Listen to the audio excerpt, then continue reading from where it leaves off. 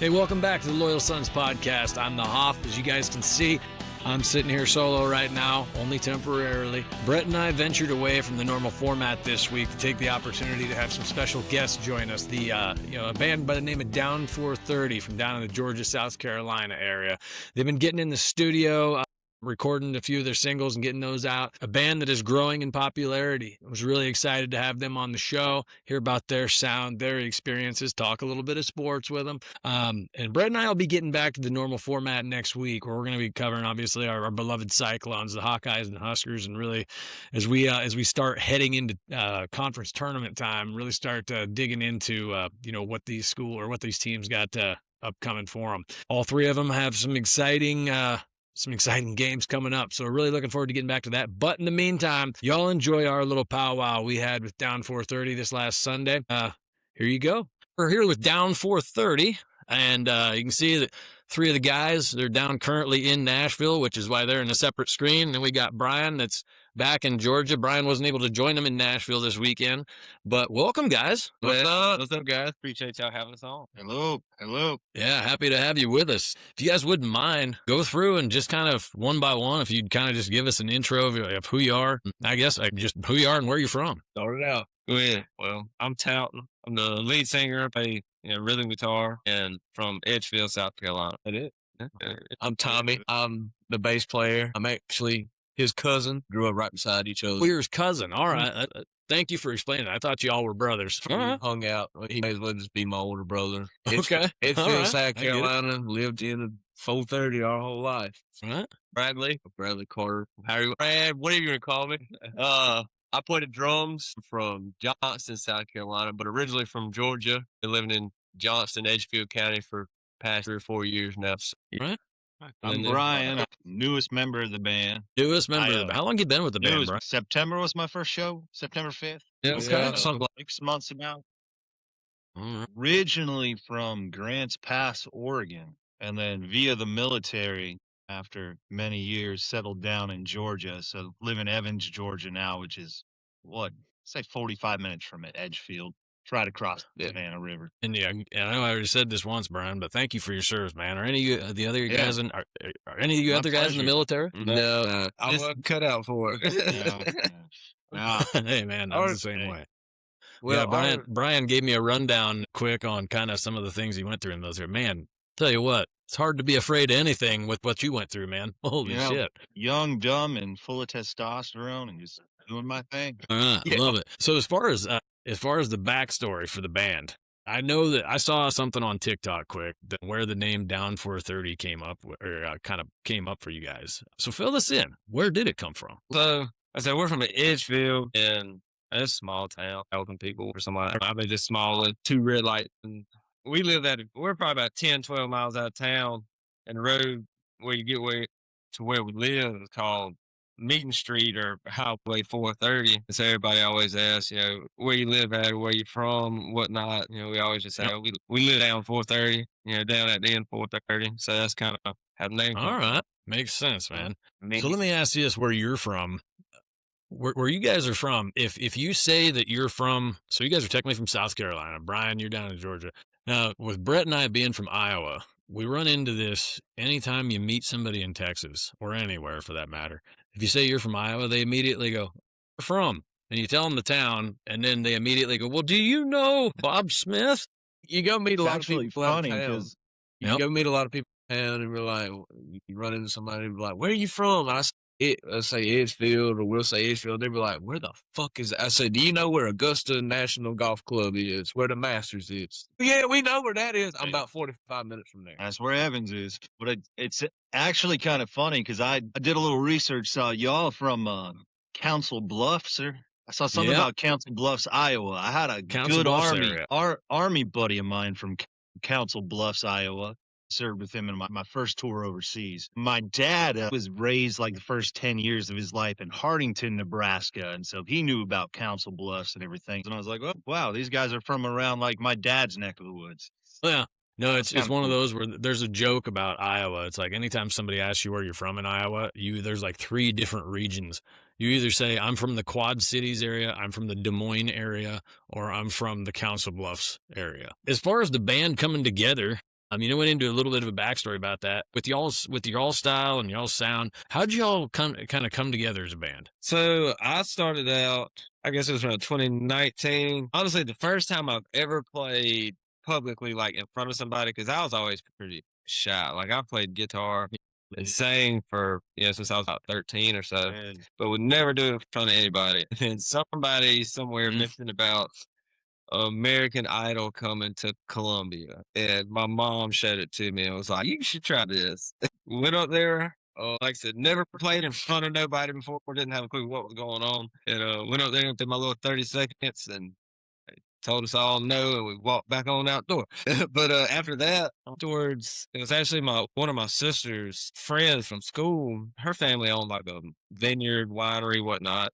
They have live music, and as we, come and do entertainments on Saturday afternoons, me and Tommy, we started like duos here and there. Started playing different bars locally, and then we met Brandon, who's no longer with us now, and so we kind of, it was like, playing together and stuff like that. And we were trying to find a drummer because we had, goals and plans to start a band. Like, that's what we wanted to do, but couldn't find a drummer. Brandon knew this boy who played drums, said really good. I told him, I was like, talk to it, get him to come sit in with us, whatever, see what he wants to do. There was every excuse in the book, would not come, just ended up to go and buy this man a drum set.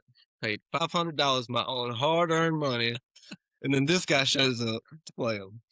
We never asked him in the band. We were at the house. I had like a garage, and so we set up right there. Garage play. This was 23. So we set up, play, go through whatever songs, and we stopped. Me, Brandon, and Tyler, we just kind of look at each other, nod our heads, and we look at Bradley and say, "Yeah, you're in the band." Didn't ask him, didn't really give him no options. We were just like, "You can be in the band with us." Bradley coming out and playing the drums that first time was also the same time I'd ever picked up a damn bass guitar. I didn't know how to play that damn thing, but then he was like, "Go in there and grab that bass, see if you can figure it out." So you're kidding? You just picked it? What? Yeah, because when I bought the drum you just set, picked it up and just fucking got going. Deal. It was the drum set and the bass. I had them both, and like I said, I was always a guitar player. I started playing guitar in 5th grade, and then he just handed me the bass, and I was like, I can figure it out. We got a piano behind us. I played the piano too. Yeah. Okay. He's a pretty musical person. Looking back now, I wish I would say so. That's cool. Dude, you're not kidding. I have a guitar sitting right behind me. I have 3 different times in my life said, all right, I'm gonna make it happen this year. I'm gonna start learning, and I get 3 months into it, and then next thing you know, it fucking just falls off. So I've started learning the damn guitar. I can sit there and strum like a son of a bitch, but if you ask me to play a song, hell no, that ain't happening. Yeah. So yes, they asked me, well, let me rephrase that. They informed me that I was in the band. We said, all right, our first show is this date. We need you to show up at this time. So I had been playing at a church for probably 10, 12 years consistently. I did this whole like band thing in like freshman year of college, sophomore year of college. I played with the boy that I went to high school with. He went to UGA, and I played with him, and we played in Athens, and we played back in our hometown, Villageville. We kind of traveled around it. And so when they asked me, I was like, I don't know, man. Like, at first I didn't want to do it again because I was like, I've already done the scene. Like, I know what it's going to be. We're going to play a few shows. Somebody's going to get tired, and then we're going to invest all this stuff and excuses, like I said. I was like, we're going to invest all this time, and it's going to go nowhere. And so I was like, I have my drums at my church, and I was like, I really didn't have, time to go get my drums and bring them to practice and stuff. So I was like, I don't know. He's like, well, I'll get you a drum. So I was like, man, these boys really want me to play. So I went over and played, and we played for, 4 or 5 hours. And they looked up, they were like, so by the way, we're playing our first show in January. It's like October at this time or something. And I was like, well, I don't know, but no, you ain't got no choice. Like, you in the band now. Yeah. You know what? And you're an official member. Yeah, we started playing, and this band's always been different than like I played with a few different bands, but this is like the first band that I'm like, I got something going on with these guys. Like it's just different when we play. Like, it doesn't feel forced. It just feels like we just get up there and just I mean, I don't know how to say. The Yeah, it's just chemistry's second there and it nature. flows. We know how to That's song. freaking awesome. Or like, I feel like a lot of the greatest freaking bands, especially country bands, coming out of Nashville, same thing, man. I feel like that's, something that just, it naturally happens. If it's forced, then it doesn't feel genuine. It's not even sincere. And we fuck up a lot. yeah, we do, but we do. But we just like, that's Brian. The best part is He's you done a make couple people times. not realize it's a fuck up. So with that, Brian came along. Brian, when did you come along? You said September? September, yeah. And then how'd they discover you, or how did you discover them? So Bradley and I, we played at church a lot. So you're the guy that he was playing with. Not touring around anywhere, just playing at church. And I always thought to myself, well, Bradley, God, I would always love to play in a band with Bradley. And then I see through like his Facebook or something, it's a wanted ad. Wanted good guitar player, and I was like, you know what? My wife showed it to me, and she's like, hey, why don't you, send that an email or whatever? You always said you wanted to play with Bradley, and I was like, yeah, because Bradley's a damn good drummer, and I've played with a lot of drummers, and Bradley's a damn good drummer. So put in for it, and I was probably touting that answered the email. I don't know. I sent it. What was it? What was it? You that answered it, touting? Yeah. And so they invited me out for a jam, like. Came out, and next thing you know, they said, hey, can you come out and play this day? And so came out then, and I've been coming out ever since, and this is going to be like the first one that I'm missing. So it's killing. I'm sure it has. Kids got to eat, Yeah. Kids got to eat. It's funny you mentioned the want ad. You ever seen the movie The Dirt? Yeah. About Motley Crue? Yeah, didn't Mick Mars join Motley Crue the same way? Wanted ad. He walked in there, and damn Mick walked in the original player they had playing. He said, I'm in this fucking band now. You can get your shit and leave. He turned around and he looked at Tommy, and he's like, this guy's got to go. Pretty much. They basically sent me a list of 100 songs and said, hey, these are what we play. Learn these. So I'm like, well, the thing I pretty much play by ears. But so you caught on pretty quick. He still ain't got Curtis Lowe down. He still ain't got Curtis Lowe. Hey, come on now. It's gotten better. That we were lacking good. Was personality. And Brian definitely brought the personality. I ain't having fun. It's not worth doing, man. Because the first show he ever played with us, he fell twice. You fell down? To that ass. It has been a reoccurring issue about every. It ain't the first, second, third, or what was that? He'll jump off you stage. bad knees, man. I was gonna say, did you fell off the stage? And all of a sudden you'll just see his feet. His feet will just be sticking in the air, disappearing. Hey, I still did this. I was going to say, if he doesn't miss a beat, then I mean, it's just all part of the show. Don't jump down there. That grass. I'm jumping out of a helicopter, man. I could tell if that thought was the kick drum or if that was Brian busting his ass. It was Brian busting his ass. Tommy Lee has his spinning drum set, and Ryan's got his dismount. Yeah, right. How everything formed, because like that was a while before we played for almost 2 years, right? With just we had Brandon, and we went through about 7 months without a lead guitar. Yeah, just a 3-piece. Yeah, we did a 3-piece for like 7 months. We were looking for a guitarist, and I mean, no hard feelings with Brandon. Like we're still best friends with Brandon. Yeah. Like we're still cool with him. Yeah. So we played that 3-piece for, like I said, 7 months. We played a bunch of shows, and I mean, it was all right, but we were missing something. We were missing that lead, because like we couldn't be getting the flow that we like to do. Like we were like asking around, we put ads out, we weren't getting hit back. And then Brian emailed Talton and asked, about the ad. Then he texted me and I was like, yeah, dude, like we're definitely interested. Like, come out and jam with us. And Talton's like, this Brian guy? I was like, oh yeah, I know him. Get ready. I will. Brian, you were the missing link, man. Maybe. I don't know. I give credit where credit is due. The only reason we were sitting here, the only reason y'all know who we are is because of Brian. Yeah. A lot of work, man. Like he's committed, and that's honestly all that we were really wanting. Yeah, we just want somebody to get. He's the reason we're sitting in. I'll be honest, in Nashville right now. Well, and that's the thing I was going to ask you too at the studio time. Before we even go to that, I shit you not, the day that I messaged Brian, I was talking to Brett, and I said, this band's down 4:30. And Brett gave you guys a listen, and he's like, you guys are freaking damn good. And I'm like, I'm going to reach out to him and just see if they would join. I'm going to be honest, when I reached out, I thought for sure, I'm like, these guys are going to maybe read this message and be like, yeah, fuck it, whatever. When Brian responded, I was like, hell yeah, man. I was unbelievably just thrilled. I ran straight over to Brett's desk. I'm like, shit, these guys might actually join the show, Brett. So we were on break. Yeah. We'll definitely join. hell yeah, man. Shoot shit. Hell yeah. Just I'm very passionate about just all forms of music. Country mostly. I mean, I grew up in a freaking rodeo blue collar farming family. So country music is all I knew essentially until I got to high school, and then 80s metal bled its way in there. A little bit, but so I mean, when I see a band that if a sound hits my ear, I'm immediately like, shit. I just become very intrigued, and y'all's sound is very unique. I was gonna let you guys know too. This is a huge compliment coming from somebody in the state of Texas, not myself, but somebody who's a native Texan, because I've been spreading it around a bit down here, saying like, hey, give these guys a listen, and this was a kid probably in about his early 20s. He goes, these guys, they have kind of a Whiskey Myers sound to them. And coming from a native Texan, that's a huge compliment.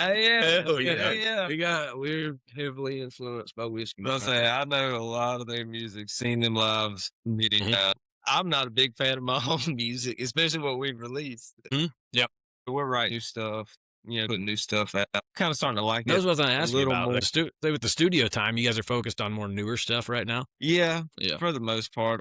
We still got actually, we just finished one that's actually an older song. Okay. Yeah, then we got a couple more, new ones. We're always trying to write new music, work on new stuff. Well, I guess we can backtrack a little bit because we got, we released those 3 songs like an EP or whatever. We had My Roots, Changed by Now, and Burns Like Gasoline. And we had a bunch that we had a bunch in the chamber that we were going to go to the studio with. And then we knew we were going to do My Roots, and we knew we were going to do Changed by Now. And then we were going to do another like beat rock song. And I was like, guys, we got to do this Burns Like Gasoline song because that's the country song. The girls are going to sing. A guy's going to be going through a heartbreak about a woman, and that's going to be the one that pulls it all together. We were he was like, nah. But we recorded it, and then we put it out. The thing caught on like wildfire. Well, he put it out for a year. Yeah. I mean, And we probably had like, Be 150, 200 streams. well, I was going to say maybe 1,000. I don't even know that. 2,000, if that. Like, we didn't have hardly anything. For a year. As soon as I joined and we're started not playing, social media I'd people. ask I ain't my gonna lie to you. Amazon device I don't do TikTok, Facebook. so I could learn Like, these I'll scroll on songs. it. Like, Like gasoline, push push this song. Now that one song has accumulated quarter million streams since December. So about 3 months. That was the first one that caught my ear. And So you I was know going to what's ask you, with wild? Burns Like Gasoline, what? One more point about that song is the guy who Sean does our recording and everything. Oh God. Probably You said ain't the gonna same say thing. what he called that song about, are you? No, not done doing the song, and I expressed him. I said the same thing. I was like, I don't really care for this song. I don't really like it. He was like, I'd send this on the radio right now, and I'm just like, really? Like, you think that about this song? He was like, yeah. He said, this is a really good song. I'm just like, I don't see it, but guess he was right. But about that song, we've had that song out for a year, and you know how many times we played it live? 0. We didn't play it one time. Really? Holy crap. Because Really? We didn't like it. We were like, no one's gonna want to sing this song. And we played a show. This was the last show that Brandon played with us. And we were playing in our hometown, and it was a pretty big crowd, like 150, 200 people. That's a big crowd for us. Yeah, sure. It is. So we were playing, and they're like, play one of your originals. And I was like, let's just play Burns Like Gasoline. Let's just try it. And I run a talk back from the drums, and we run in-ears. So I was talking to them in their headphones. And so the crowd couldn't hear me, but I said, let's play it. And Brandon hit that lead line of the song, and Tout started singing, and the crowd erupted singing that song. And it was the most surreal thing that have ever happened to us in a band. And we were like, is that what it feels like to have somebody sing your music to you? And then from then on, like every show since then, we've played it. But I thought Talton sent a text message out that day or something. He said, we're going to play all 3 originals tonight. And I don't know what. We may have. I don't remember. But I remember we didn't know if we were going to include it. But we ended up, I remember telling them we were going to play it in the talk back because they were like, all right, we'll play it. And then everybody started singing it. And then, like I said, from then on, we've been playing it. And it's cool, like, because it's catching more and more, because you could definitely tell when we play that song now, because everybody be like, well, yeah, that's our favorite one. We're like, well, thanks. I was like, dude, and it's a hell of a tune. And it's funny that you mentioned, it's funny when Talton, you mentioned that Or you said that you're like, I don't even like our own song. Yeah. Like I'm the same way. I hate hearing myself. Like all the clips and shit that we got on TikTok. I hate hearing my own voice. Yeah. And it's weird for somebody who had a radio career. I'm like, if I hate it, what'd the 15,000 people that heard me think? Holy shit. If it wasn't for Brett's looks, nobody would listen to our show. I've got one job here. Just you guys probably picked up. He's the talent. I'm the eye candy. Exactly. So with Burns Like Gasoline and Bulletproof, both, I got a question, guys. So who got their heart broken? Yeah, I do all those songwriting. I try to get these guys to help me out on some songwriting, but they ain't worth shit. I'm not worth fucking. I admitted that to you a long time ago. I've kind of piddled around with it. It just don't never work. Most of Tommy's songs or ideas are about beer. Yes. I mean, it's necessary to set the right expectations. Yeah, we want a good drinking song. I'll probably ask for his input. Very, very relatable topic. Yeah, exactly. It was a question I had to ask because you were saying like this wasn't even our favorite song. You can sense the feeling in both of those songs. And just listening to them, your sound is awesome, but you can just tell somebody really got their friggin' dick kicked in with those songs being written. Yeah. People feel sorry for that girl. Thank you for like what's the song about or what this song's about, and I always on it. It's always hard for me to give an explanation, I guess, because I don't really. I guess writing, I don't really get too specific, or I guess my thought process, I'm not focusing like on this singular thing or whatever. I may take several years of my life per se, things that have happened throughout my life, and just kind of piece them all together into one song versus, say, okay, if this girl broke up when we broke my heart, so I'm going to write out, not just that right there. It could be from experiences that spanned all together, and it just kind of fit into one. That's what makes a great song, man. If for one, it had to have been one hell of a breakup if you can write an entire song on it. I mean, it sounds like Taylor Swift does a pretty good job of it, but other than that...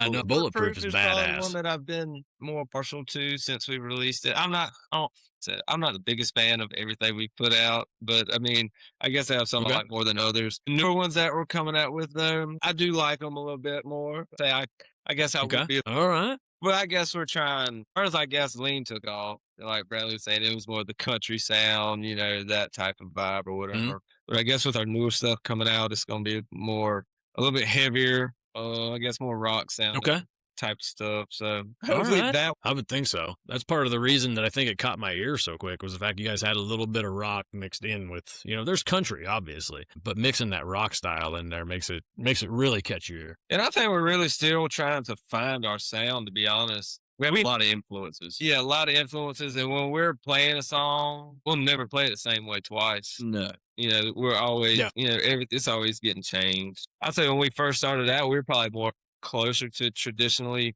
country sound. Oh, yeah. But now as we've kind of, I guess, grown as a band and kind of honed in on each other and our style and our influences separately and how they, coming together, we're just still kind of finding what we like, finding what we sound like. Sure. So, and that was one question we were going to ask you too. As far as your shows, so was there a particular show you guys were playing where all of a sudden you're like, because I mean, every band, even back in Logan, Iowa, where I'm from, there was a band that they started getting a little bit of success regionally more than anything. And then, they ended up breaking up over time, but they had a pretty decent following. There was a point where they were at a show, and these were guys that I went to high school with, but there was a point in a show, I don't even know where it was, but it kind of clicked with them like, you know what, this was a hobby until now, and now it's no longer a hobby. Like, this is going to become something that could be a profession. Like, was there a particular show or a time that happened for you guys? January playing at Losers was mine. That was cool, but okay. I don't know about these guys. I think it was more like that's a hard question. I will say I've noticed, I guess, kind of going back to the show that Bradley spoke on a little while ago, all those people kind of sang our song back to us. Like that was a moment, like I guess kind of like an eye-opening moment. We played, let's say house parties have probably been the most like interactive, like rap wild, people we like for complete strangers too for house parties. But we played at Lady A Amphitheater, which is in Evans, and around there, they have, I guess, bigger acts, come there and play, concerts, whatever, throughout the year. But we play there for what they call like a food truck Friday night. never been on a stage of that size, never a full production show. Like, people come in and set up the speakers and everything. We just had to stand there and they said, here, plug in. And that's all we had to do. And so It was not. That makes it easy on you. yeah, so being there and just being in that state, being in that atmosphere and seeing that stage, that was another, opening moment. We're like, wow, like, we played on this big ass stage. Like, that's cool as shit. But then when we got done, we were sitting there talking, and a lady from the crowd came up to us, and she was from somewhere, payment company or something like that in Florida. I don't remember the name of what it was, but she looked at us. She said, y'all got it. She said, whatever it is, y'all got it. And, I was just like, well, thank you. We appreciate, glad you enjoyed it, whatever. And then she kind of said it a couple times. She said, I'm serious. She said, y'all got it. I don't know. Hell yeah. When you hear that for the first time, especially when it comes from somebody that's not from your home area, it had to feel freaking great just to hear it. Yeah. When we played, Tommy, said we played at Losers back in January. We, we were doing that for some business deal thing, I guess you could call it. We were basically doing like a showcase, like we basically making sure like we an were interview, I guess. Yeah, they were making sure we were legit. Like nothing was like, our sound wasn't cropped on, We weren't. That was actually us playing in the video. And so we played all of our originals and we played 2 covers and we got done and the main guy goes, one more. And he told us the song to play, which is Modern Day Bonnie and Clyde. And Really? And we play it. If you heard us play it, it is, I mean, I think it's on YouTube, but the way we play it it's not what you would think it would sound like. I mean, it's damn rock and roll. I mean, it's got a good flow to it. And we get done and the bar is silent. And then all of a sudden it's just like, it just starts. They blew up, but at first it was silent and you're like, oh shit. Yeah, pin drop. And I was like, oh shit. We don't know what happened. And we was letting it ride. And we gave it everything we got. And we were like dogs, after going to chase the ball for hours. We like, never like. It was like a little, but we so much like just drive, a lot of emotion there. And emotion. And like I said, we got done and it was just like super silent. I was like, yeah. And then all of a sudden it just erupted. And I was like, we did it. Well, the good news is if there wasn't enough room to move around, Brian didn't have room to fall off the stage. Yeah, right. No, I sure that was didn't. a big point. Tommy, go around and pay for parking. You scan a little thing, pay with your phone. And we're standing there getting shit out. Ellie said, Tommy's puking. We said, what? Look over. Tommy, daggone. He couldn't hold it in. It couldn't hold it. Got my. I got out the car. I'm like, sure, That was good steak you threw up, man. Do what? That was a good steak you threw up. The thing is in the music business is like, especially when you get your shot in Nashville, some people don't even consider it their shot. But when you get asked to play at a place like Losers, there's going to be a shitload of people around that are just going to be the normal run of the mill. You know what? We're just going out to listen to some live music. But you guys already know this in the country music business. There's a time and a place where some opportunity presents itself. Oh, yeah. And it's because the right person was where you were at, playing your songs. And it's like, so you've always got that in the back of your mind. Like, with Tommy puking, it's probably part of what was getting in his head right there. Nolan pukes before every show. It is true. Keeps me What he nice and doesn't know is slender. I threw up the night before. Yeah, but Well, that may have been alcohol. I hadn't had that much to drink now.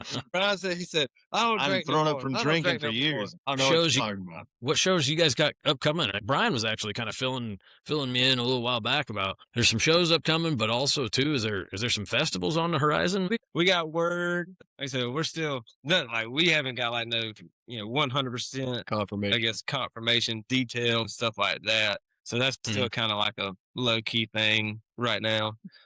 But yeah, Yeah, we're looking makes sense. forward to some festivals, hoping over the summer, as long as everything's Yep. keep going. Hell yeah. Yeah, Yeah. tomorrow we play Oh, a show, and then next weekend we're in the studio for 2 days again, and then the weekend after that it's pretty much like show.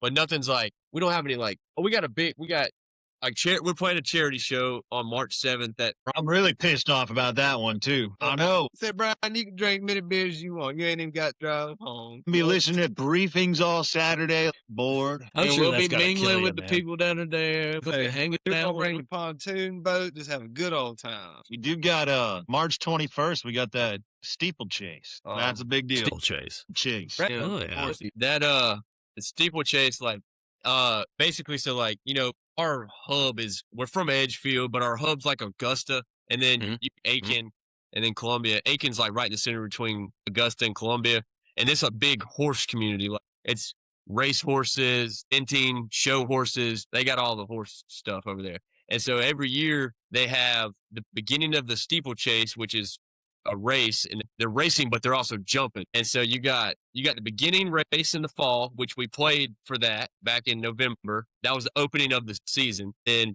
you play, and then March is basically the end. And so we're playing like the championship. Now I might have it backwards. I can't remember which one's but I'm pretty sure the spring's the championship. I don't jump them, so I just go to them and party because they're real fun. They are party. It's Big it's like a tailgate. huge event, and people come in from all over, and there'll probably be 25,000 people there, and like we're there as just to be there to entertain when the races aren't going on. So they asked us to play the fall and the spring, and who knows? There's liable to be 5 people in front of us. There's liable to be 10,000 people in front of us. We really don't know what we're going into, but there's going to be a huge number of people there, and we've been talking about like we got to play for a long time. It's about 4 or 5 hours we're going to be playing, but we're not going to play it straight. I think we're going to break it down into like 30, 45-minute sets, and that's helping us with exposure. But it's a pretty big deal to play there because especially they've never really had many bands. And the lady that hit us up to, book us for it, she's like, I found you on Facebook. I really like your sound. And we played in the fall, and these guys came up to us and they were like, man, do y'all ever play around Aiken? We're like, we've tried, we try to get in certain places and we hit them up, and a lot of times we don't get hit. Like no one responds back. And they said, like, it would just be random people like, well, them people are dumb because y'all got it going on. They had another band there playing that day, and a member came and watched us play. Yeah, they stopped their show to come watch us. No shit. Yeah, one guy came. So if it ends up, good. He talked to us, and he played like guitar, bass, or something like that. Said that he was playing over there at the other tent. And we got back playing. He walked off, and then we got done again. Came back, the whole damn band was there watching us. Screw our set. Let's go listen to these guys. So if it ends up being 10 to 15,000 people, Tommy, you gonna throw up again? Probably. No, probably not. There'll be enough damn Budweiser to drink. Oh, shit, man. Well, why do you think I'm drinking whiskey right now? So, Brett, did you have any questions you wanted to throw to these guys? We're gonna shift directions here quick, so we don't keep you guys on forever. We had a few more things. If you don't mind, we'll ask you. Yeah, like you guys are in the studio and stuff. Like, when do you guys anticipate the new music coming out? That's a good question. I won't lie to you, we sat on Bulletproof for. It got done in May. We finished it in May and we released it in December. Yeah. So, Okay. So we sat on, but not really for any reason. We struggled so bad with finding someone to do Cover art. Then Brian, he was like, "Well, I can do that for you." Which the cover art on it looks freaking badass. Yeah. That's Brian. All thanks, Brian. But so we're trying to. We'd love in the next month or two to have At least a single. Like I said, we're kind of we got several in the chamber. And we're already working on 3 so far that we've already got like tracks and stuff laid down for. But we got several more, that we're gonna try to build in there too. Yeah, within the next month or so, 2 months, we definitely want at least one out. Because if we're gaining traction, or if we're kind of getting gaining popularity and stuff like that, we want to keep putting out more material.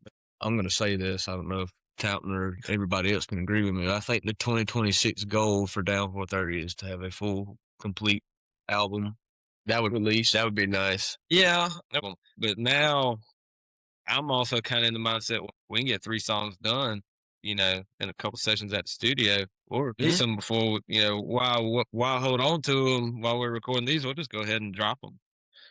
The world of country music has changed too, or just music, I should say. Because it used to be you needed these big album releases and like all this pub around it and everything. Right? Now it's like, you know what? No, get your single out there so people start catching on to your sound. That way, when you release your album, everybody's like, well, shit, this single's on there, but I can't wait to hear what else is on there. Exactly. Yeah, I have noticed that with some of the newer artists that I followed. Like, they don't even have a full album. They just have like 30 singles. And they're 2-3 songs a piece. We got one right now. And a lot of that thing's done except the vocals. So like that one, but the biggest thing, like, believe it or not, is like the cover art. Like the music's easy for us to make, but like even the artwork, because it's like you put it on, like, do you want that over your music? Like, is that what you want on your phone when you pull up that song? Like, so you want it to look cool and like, you ought to seen like the first couple drawings of the only thing that didn't change or, that we didn't really do much on was our first original EP. Like that one was pretty simple and we kept that one pretty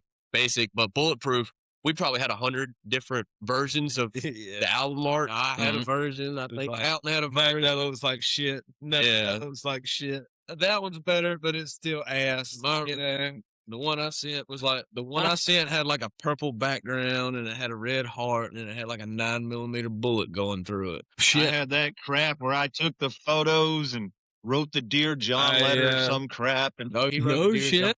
Put a knife through it, saying that through snapping photos on my floor. Yeah, and even like with this, like what we're learning too. Like I do all the sound. It's hard because I play the drums, and so I'm the loudest, instrument, but we have a sound guy that kind of helps us a little bit. It's one of our friends. And so he helps us on some bigger shows. But if it's a small show at somebody's house or something, I'll have to mix it. And I don't know what I'm doing, but damn YouTube tells me. So I try to know what I'm doing, We try our best to be musicians. I'll put it that way. Yeah. Don't ask nothing else from us. I've even been playing drums since I was, a little kid, 5 years old. And I could be talking to another drummer. What size drums you play? Blah, blah, blah. They'll list all this. I don't know. I just beat on the damn things. I know how to make them sound. Dude, I am peculiar about guitar strings, though. I want certain strings on guitars and shit. That makes sense. So, even in the little bit of freaking strumming that I do, there's just certain guitar strings that literally your fingers kind of fit better to, I notice. I run elixirs on my acoustic and I run super slinkies on my electric. The only two I want. Shit, I ain't even heard of them. I run super slinky. I think Brian. I run super slinkies. Okay. All right.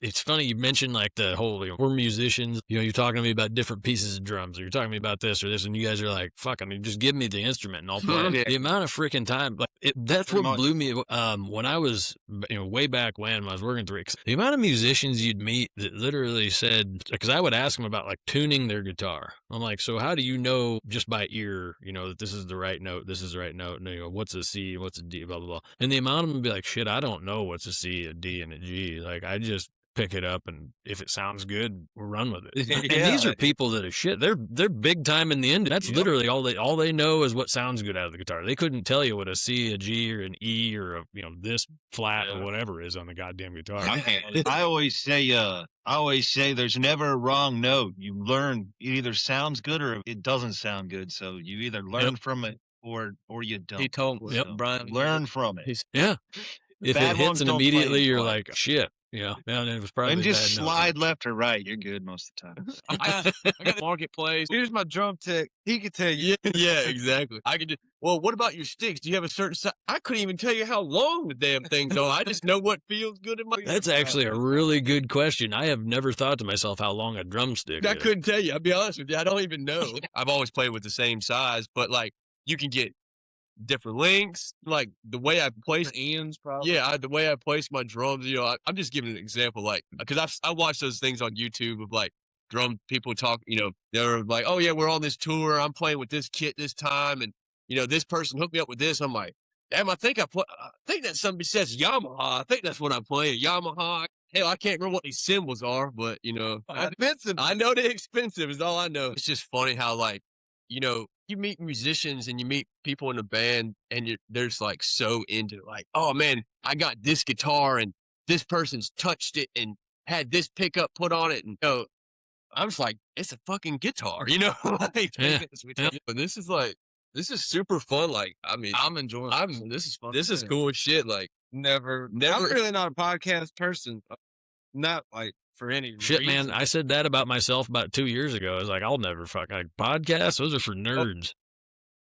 My first a lot of my podcast, too. friends listen to them. And, a lot of people, that's all they listen to. And then I kind of I saw Cody Jinks was doing a little podcast. Huge Cody Jinks fan. So I was I've never watched a podcast or anything like that, but I sat there and I've never been more focused on something in my life than watching that man talk. I was just like, dang. Cody is I don't know how to say it, just an engaging, imitating type guy. And Cody, it's funny because down here in Fort Worth, because he's around Texas all the time. Mm-hmm. So let's change the subject really quick. As far as sports goes, So with you guys being from South Carolina, Georgia, just the South in general, you're in SEC country. Brett and I, we're in Big 12 country, which we're like kind of the redheaded stepchild of college football right now. We're well aware. Is there a particular sport you guys are more into? Wrestling? No shit. Well, we're from Iowa, Yep. so like wrestling or There's wrestling. there's wrestling. Wrestling, I guess. You know, you can't see me. Ooh, type shit. yeah. All right. How'd you feel about his retirement recently? I don't think he went out the way he wanted to. No, I don't think he did either. It was kind of It was kind of shit on shitty. by a lot of people. It was really kind of shitty. I mean, he won his last world championship and he became a Grand Slam champion, so I guess that's good. But the last match he had, I think that ain't how he won. Loses to Gunther. I don't follow wrestling religiously, but I follow it. I had to tune in to watch that. I didn't watch it. I tuned in for that one. I went through phases, and that's the same. I'm kind of like you, Talton. As far as wrestlers from like when I was growing up, I went through phases like as a kid, Yeah. and then in my early 20s, I was a big like Rock, Stone Cold, you know that era. Yeah. And then, Jeff then Hardy after, fan when I was a kid. Yeah, I he's- loved oh, Jeff the Hardy. Hardy Boys were bad. I didn't really. I was Time in Dallas page. EDP. Yeah, He I was. put Uh, on the- I couldn't tell you a damn thing about wrestling. I can't tell you nothing about it now. I just never when I was a kid. I could talk UFC and I could talk college baseball. I talk football And a little bit of college football.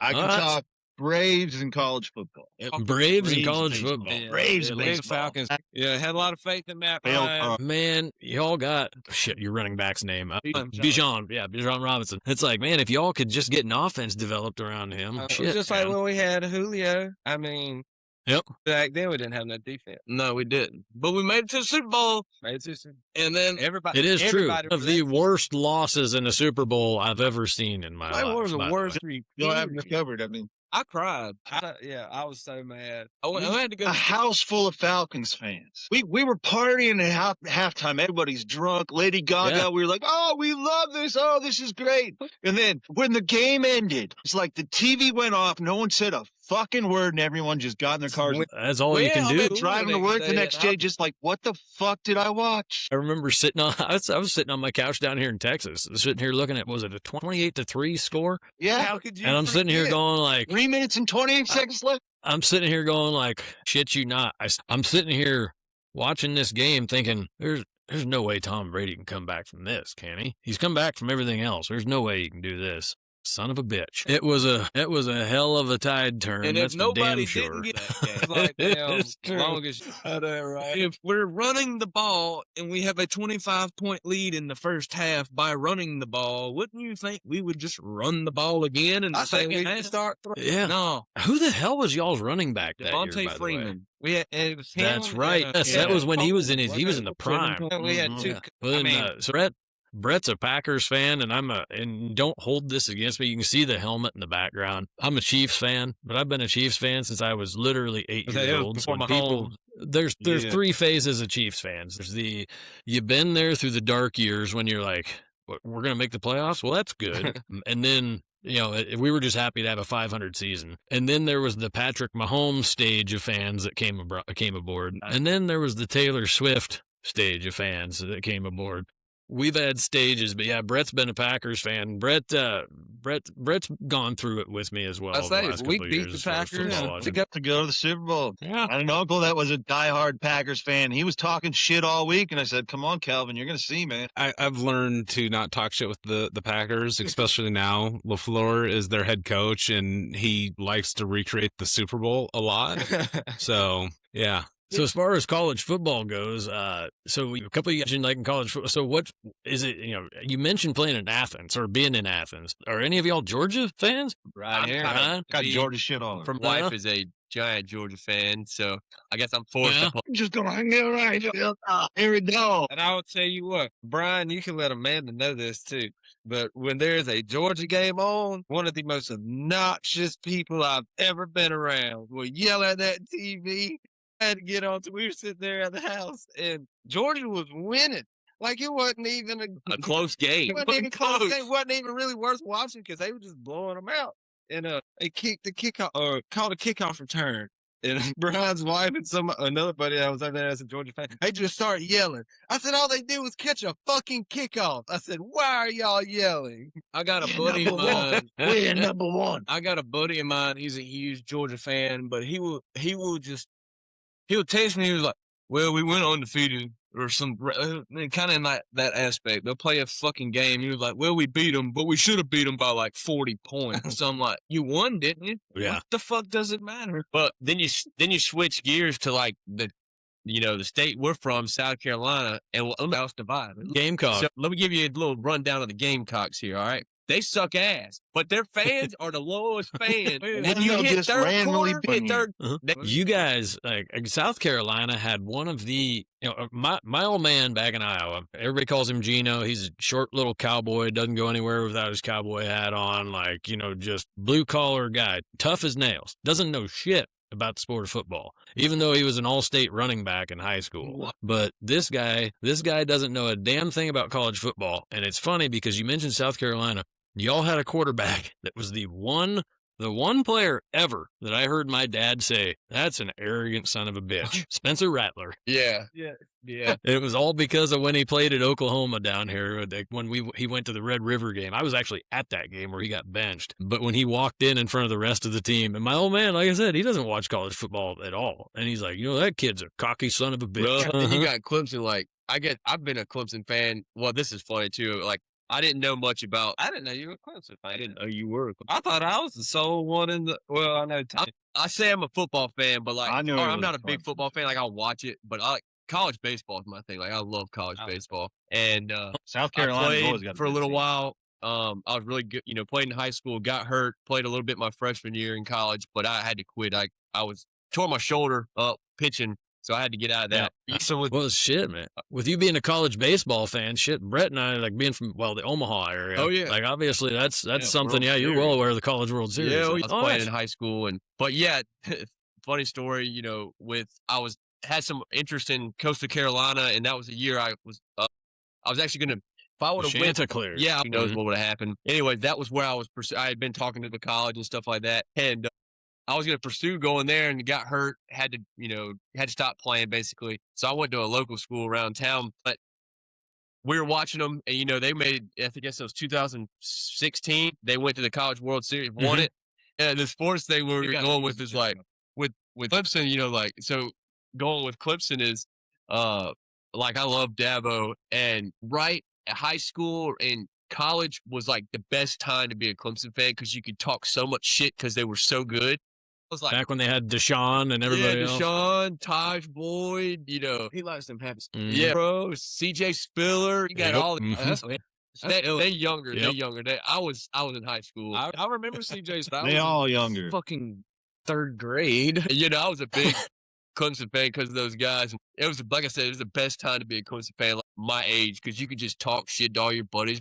Well, Clemson, they just go fucking wear ass out this weekend. Damn, they do it, The only person that gave us shit was damn Alabama that year. Well, because we beat them one year. A true Clemson fan, which had been a Clemson fan for a while. You go back to that loss against West Virginia in the Orange Bowl of like 66-0 or some shit. Man, I think I was in, maybe middle school, maybe early high school, and I walked in next morning.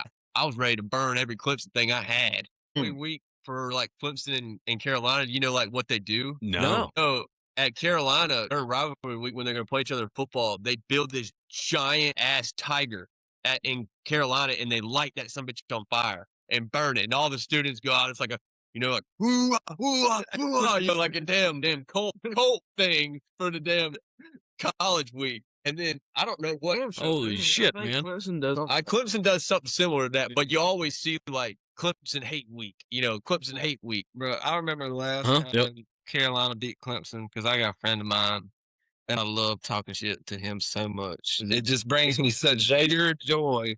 Clemson lost to Carolina, and that man literally was crying. He was crying. He was so just overjoyed that Carolina had won. And I just looked at him. I was like, "Are you serious right now?" I said, "You're a grown ass man. You're crying because your team won." They won by. Yep. Sometimes it just takes you over, man. Well, trust me, we're Iowa State fans. You know, I've been an Iowa State fan since I was a little kid. Brett has too, and I even told Brett, I'm like, you know what a fun question to ask these guys would be?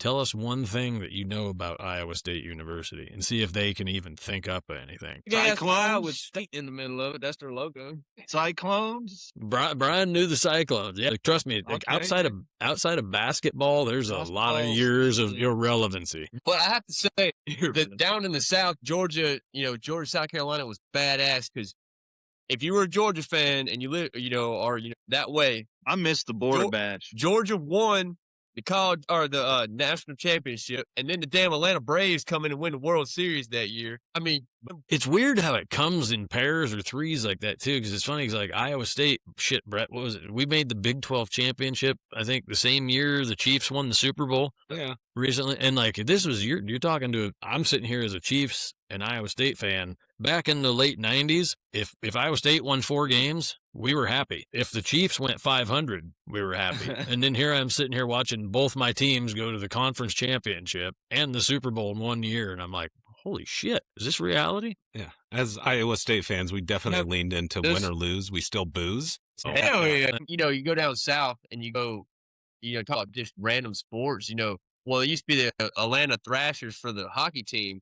And then, they just vanished because, they are East Coast hockey league or something. Yeah, then you go down to it's just Florida, blood on they the ice. Still got their damn hockey team. Like, how the hell you can't? It don't even freeze. They're winning the freaking Stanley Cup somehow. Yeah. Like, how the hell is the freaking hockey? USA?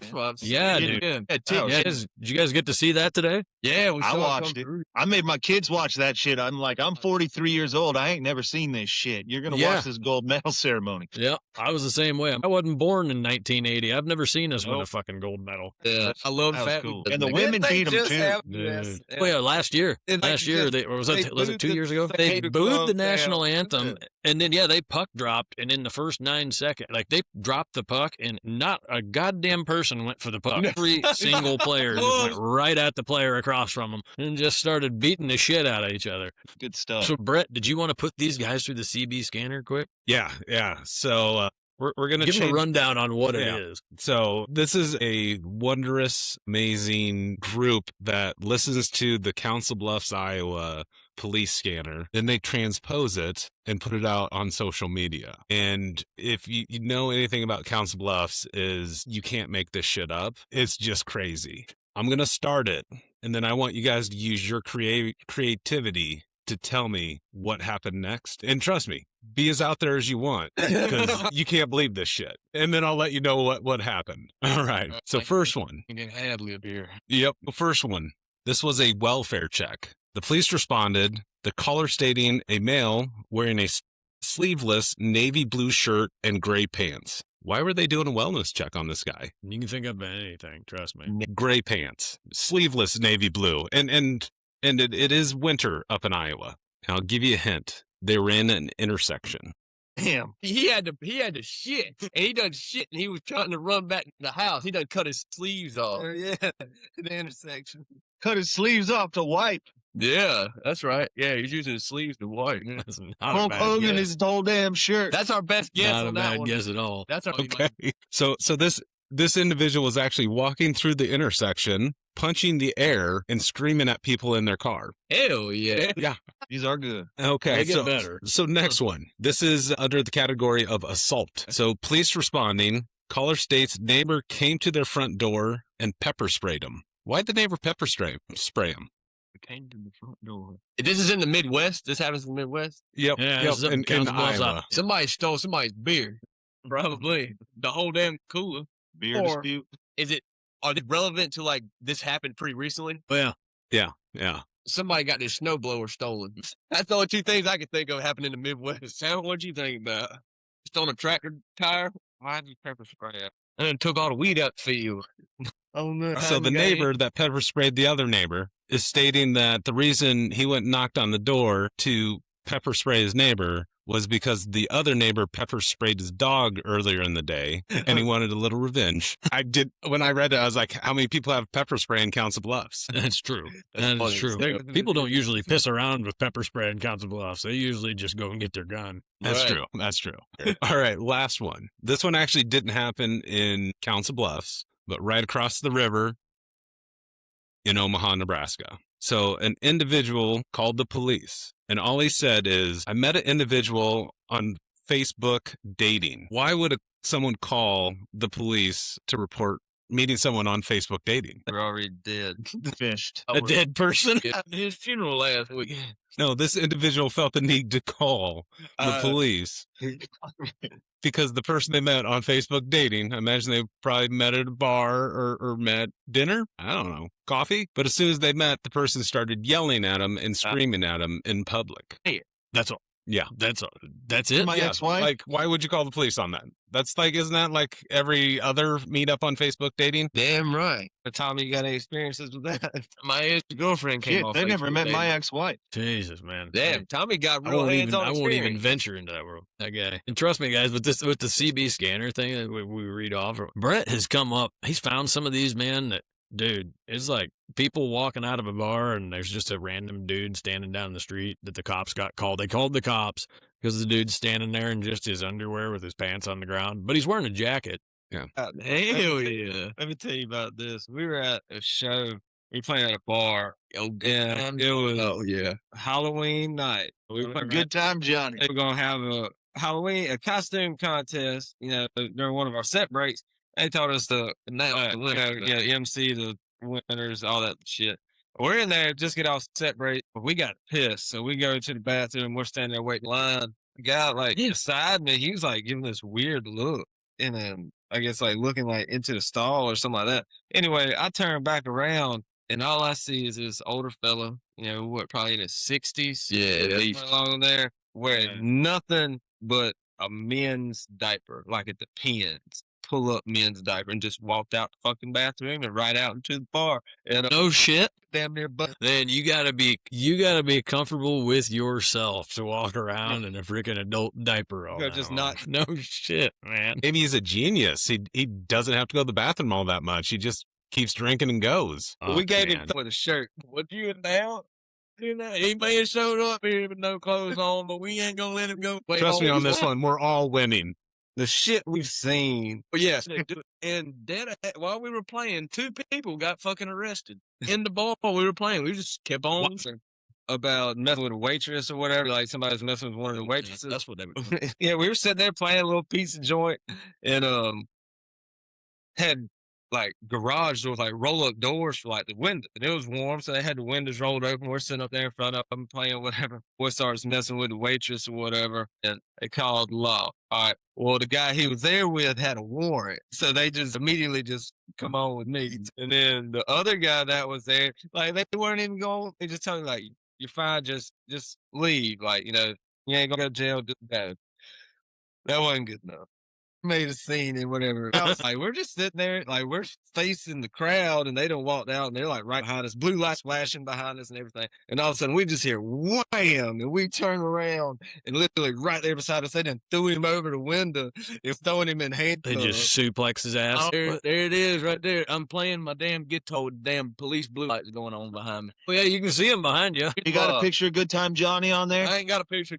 We've had some crazy experiences too. I was telling about the This is before Brian joined with us. We played so this was going to be our biggest show ever for us. We got hooked up to play at this sorority semi-formal up at, a local college not far from us. And they hit us up, they tell us that they were going to pay us.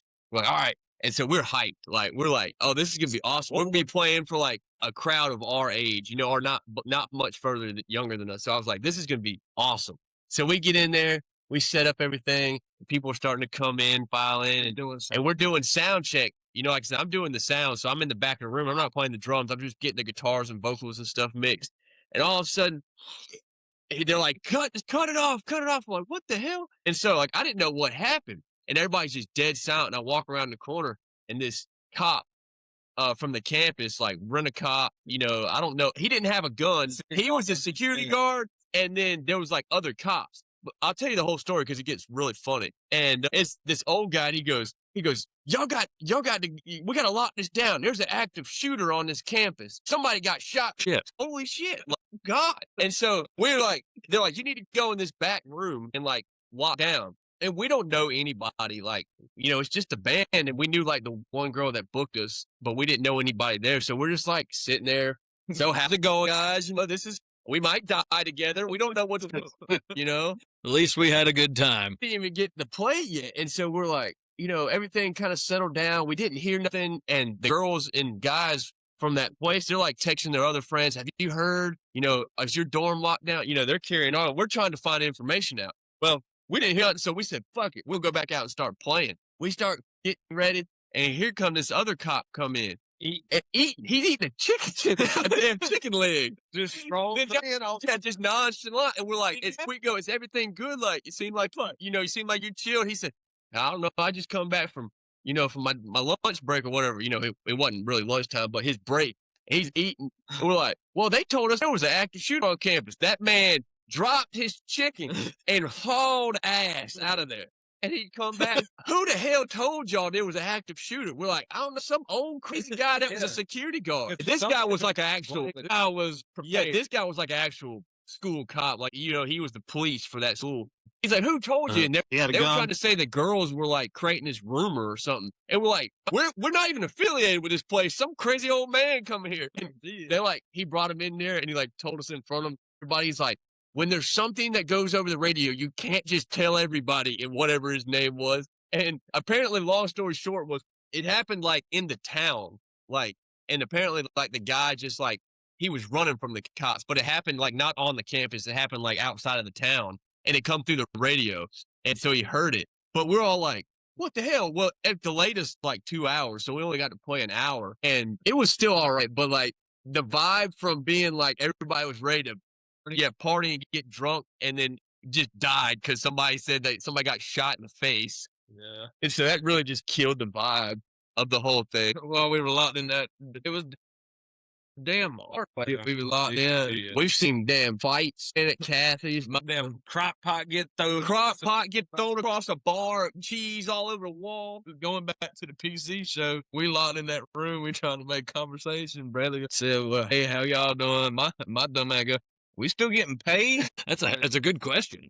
Damn right, hell. We're here. Yeah, it's a very important question. Dude, you can't, the amount of country shows I've been to, some of them I've been working at, some of them I was just there as, just a spectator. The amount of breakups I've seen at a country show is just, especially after the booze gets flowing. And it's like, either some guy talked to the wrong girl, some girl talked to the wrong guy, or some song came on that reminded somebody of their ex, or God knows what. It's like, well, shit, I'm going home solo tonight. Is there anything else before we cut it off for tonight that you guys want to throw out there regarding just your recording, studio time, shows, anything else?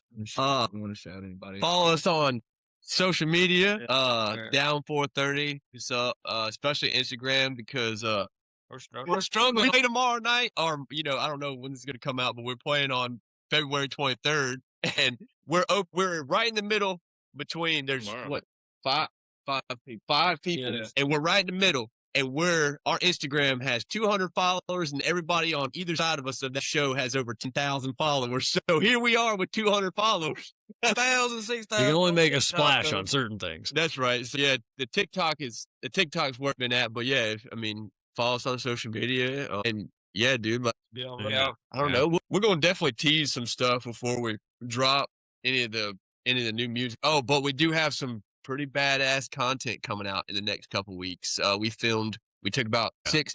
John Roberson, he's like a local videographer of our town, and he does one hell of a job. Okay. So shout out him. He's done a lot of the stuff for us. So some videos are about to be like, whoa, like where'd those come from? So give people a reason to want to follow. Obviously, I think that we might, if you guys are up for it, down the road we may do this again. Yeah, we let us know. This is awesome.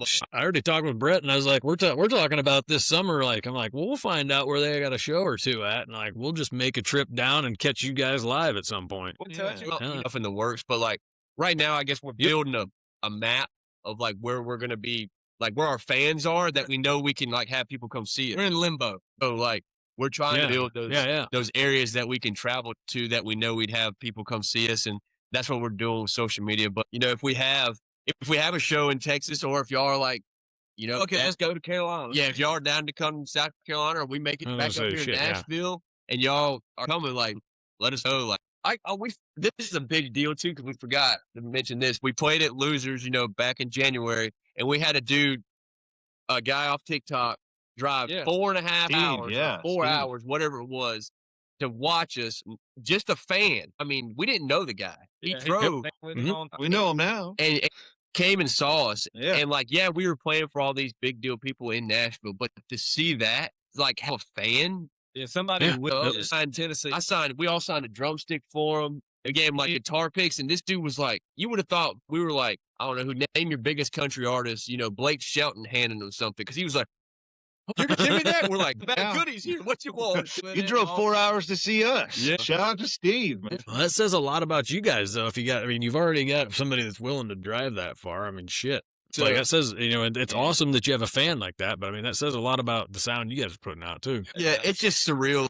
People say that, like, even like y'all giving this, compliments, and like we still don't think we're anything. And that's the way we're always going to be. We're just going to do our thing. And if it happens, it's better off you stay that way. If it happens to happen, be ourselves, put God first, and everything takes care of itself. That's it. Hell yeah, man. That's my philosophy. Well, I'll tell you what, you guys, it's been awesome having you guys on. We'll definitely make sure we do this again. I can't thank you guys enough for joining us. We're really looking forward to seeing what comes out of you guys. Good luck with everything, man. We'll stay in touch and keep us in the loop. Yeah, thank you guys. We appreciate it. Yeah, appreciate y'all having Thanks for having us. Met some new friends today. So that's right. We have Hell yeah. Okay.